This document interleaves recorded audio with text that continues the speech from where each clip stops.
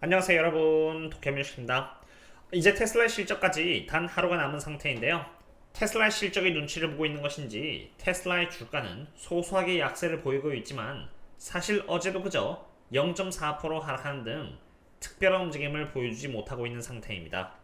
테슬라 실적은 내일 아침에 열릴 예정인데요. 멤버십 분상으로 공유드린 선행 분석의 일부 내용을 공유드리자면은 우선 어닝 퍼 쉐어는 이렇게 0.59달러이고 매출액은 25.5 빌리언 달러이며 자동차 쪽의 마진율은 17.05%이고 테슬라 전체 마진율은 16.73%라는 컨센이 잡혀있는 상태입니다. 이러한 상태에서 2024년 4분기의 가이던스는 0.65달러이고요. 매출액은 27빌리언 달러가 잡혀있는 상태로 테슬라가 좋은 실적을 보여주기 위해서는 이러한 실적과 가이던스를 모두 돌파해줘야만 합니다.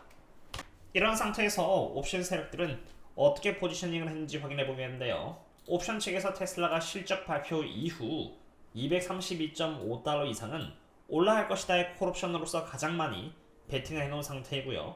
반대로 풋옵션 측에서는 210달러부터 200달러까지 하락에 대비해서 해증을 해놓은 것을 볼 수 있는 상태로 실적 결과에 따라서 움직임이 결국 결정되기 때문에 지금은 모 아니면은 도인 상태입니다.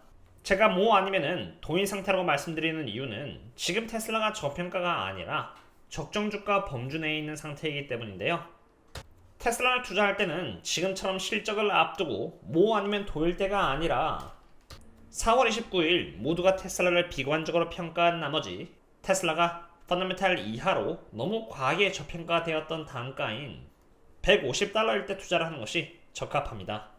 그때 당시 저희 멤버십 분들께 분석드렸던 근거 중 하나로 테슬라의 프라이스 오셰프 멀티플이 여기 이렇게 43배였고요.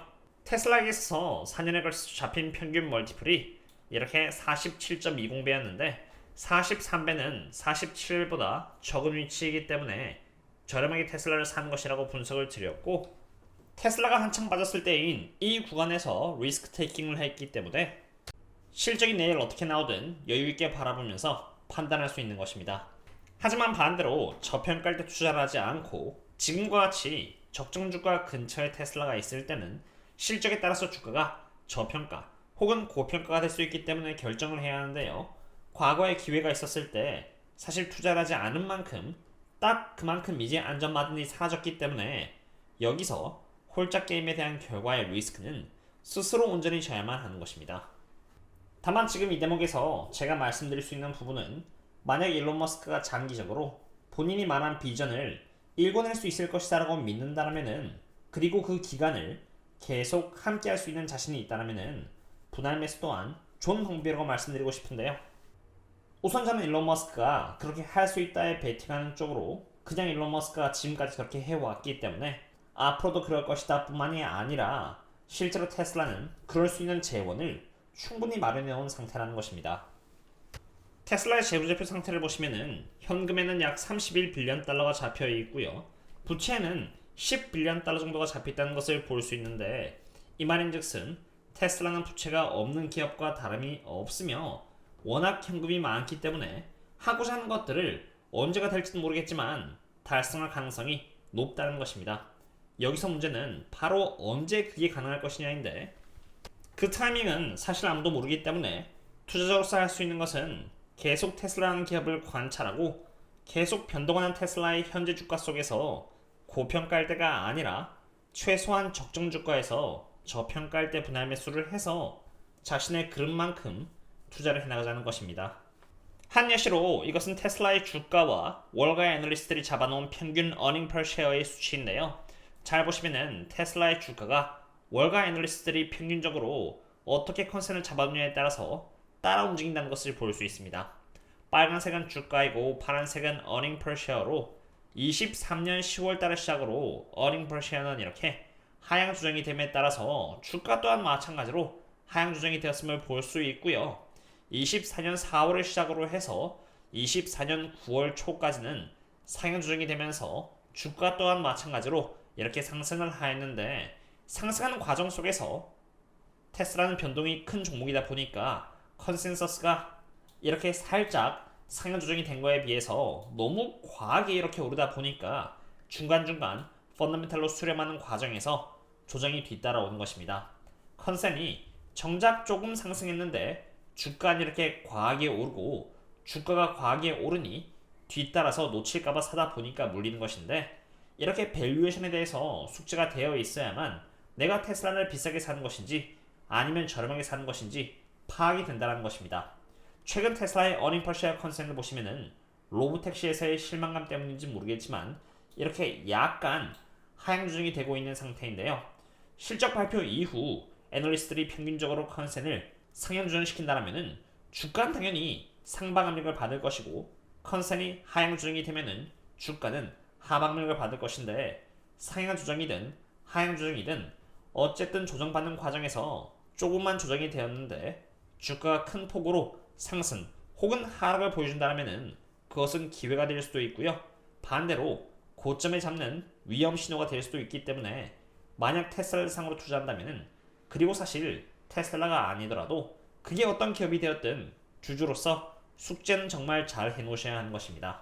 지금 테슬라는 그래도 적정 주가로부터 약 5% 정도밖에 떨어지지 않은 상태이기 때문에 만약 실적을 염두해서 베팅을 한다면은 실적이 못 나올 때를 대비해서 또한 대응할 수 있는 여지를 남겨두면은 괜찮을 것이라고 봅니다. 그리고 이건 어디까지나 요행 수이긴 합니다만, 통계적으로 테슬라는 어닝 이전에 주가가 상승하면은 실적 이후에는 주가가 하락했고요. 반대로 어닝 전에 주가가 하락하면은 실적 이후 주가는 상승하는 모습을 보여주는데, 이번에도 동일한 결과가 나올지는 모르겠지만 적어도 계속해서 테슬라의 주가는 어닝 전까지는 천천히 하락하는 모습을 보이고 있기 때문에 내일 상승하기를 바라봅니다. 그럼 이제 매크로 부분을 살짝 짚고 넘어가 보도록 하겠습니다. 우선 최근 들어서 10년국 금리는 굉장히 가파르게 반등해주는 모습을 보이고 있는 상태인데요. 지금 4.25%로 만약에 4.35%가 뚫리게 된다면 5%까지도 갈 수 있기 때문에 조심해야 하는 부분이라고 생각하고요.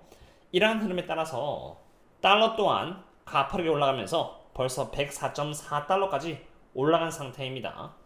매크로에 대한 분석 또한 저희 멤버십 분들께 매번 제공드리고 있습니다만, 참고로 어제 리치먼드 페드 쪽에서 급여에 대한 데이터가 발표가 되었고, 그 결과 매뉴팩처링 쪽의 급여가 상승하기 시작했으면 물론 서비스 쪽에서의 급여는 이렇게 23의 수치로 굉장히 크게 반등하는 모습을 보여줘 버린 것입니다.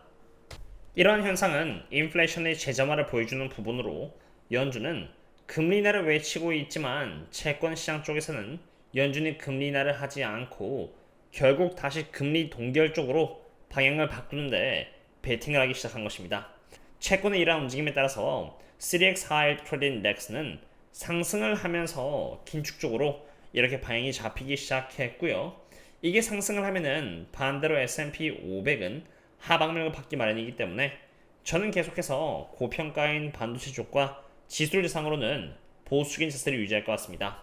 오늘은 여기까지가 되겠고요. 부디 내일 좋은 실적 발표가 있기를 바라면서 오늘의 분석을 마치도록 하겠습니다. 그럼 다음에 또 만나요. See you later.